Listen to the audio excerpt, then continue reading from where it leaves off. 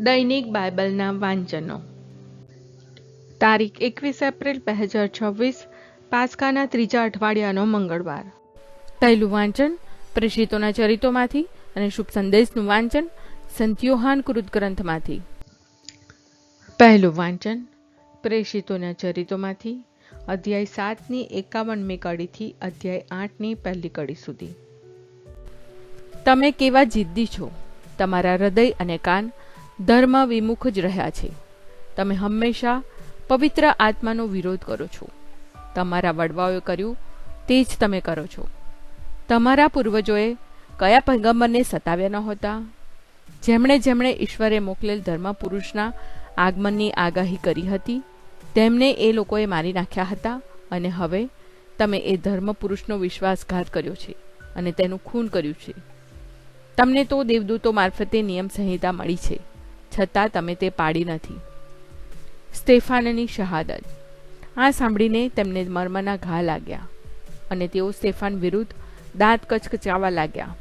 પણ પવિત્ર આત્માથી જે સભર ભર્યો હતો એવા સ્તેફાને આકાશ તરફ મીટ માંડી તો તેને ઈશ્વરના મહિમાના દર્શન થયા અને તેણે ઈસુને ઈશ્વરના જમણે હાથે ઊભેલા જોયા. તે બોલી ઉઠ્યો, જુઓ જુઓ, આકાશ ખુલી ગયું છે અને હું માનવ પુત્રને ઈશ્વરને જમણે હાથે ઊભેલો જોઉં છું. પણ તેઓ કિકિયારી કરતા કાન બંધ કરીને એકી સાથે તેના ઉપર ધસી આવ્યા અને તેને શહેર બહાર ધકેલી જઈ પથરા મારવા લાગ્યા.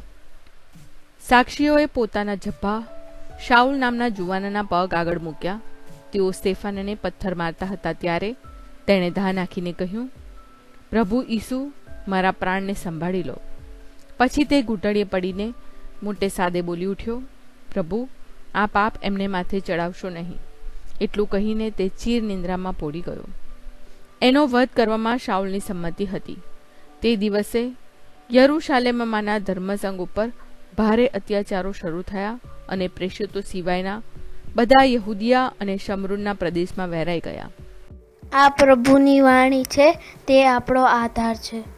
શુભ સંદેશનું વાંચન સંત યોહાન કૃત ગ્રંથમાંથી અધ્યાય 6 કડી 30થી 35. તે લોકોએ પૂછ્યું, આપના ઉપર અમને શ્રદ્ધા બેસે એવો કયો પરચો આપ અમને કરી બતાવો છો? આપ એવું કયું કામ કરો છો? રણમાં અમારા પૂર્વજોએ માન્ના ખાધું હતું. શાસ્ત્રમાં લખ્યું છે તેમ તેણે તેમને સ્વર્ગમાંની રોટી ખાવા આપી. ઈસુએ તેમને કહ્યું, હું તમને સાચે સાચ કહું છું કે મોશેએ તમને સ્વર્ગમાંની રોટી નહોતી આપી, પણ મારા પિતા તમને સ્વર્ગમાંની અસલ રોટી આપે છે.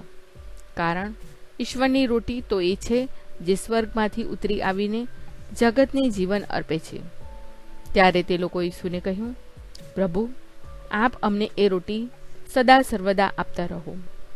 ઈસુએ તેમને કહ્યું, હું જ જીવનદાયી રોટી છું. જે કોઈ મારી પાસે આવશે તે કદી ભૂખ્યો નહીં થાય, અને જે કોઈ મારી ઉપર શ્રદ્ધા રાખશે તે કદી તરસ્યો નહીં થાય. આ પ્રભુની વાણી છે, તે આપણો આધાર છે.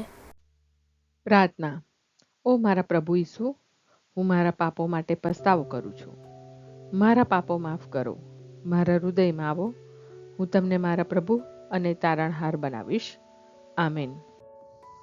પ્રભુ તમને સુખી રાખો અને તમારી સંભાળ રાખો.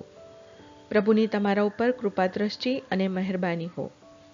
પ્રભુની તમારા ઉપર પ્રસન્નતા હો અને તે તમને શાંતિ બક્ષો.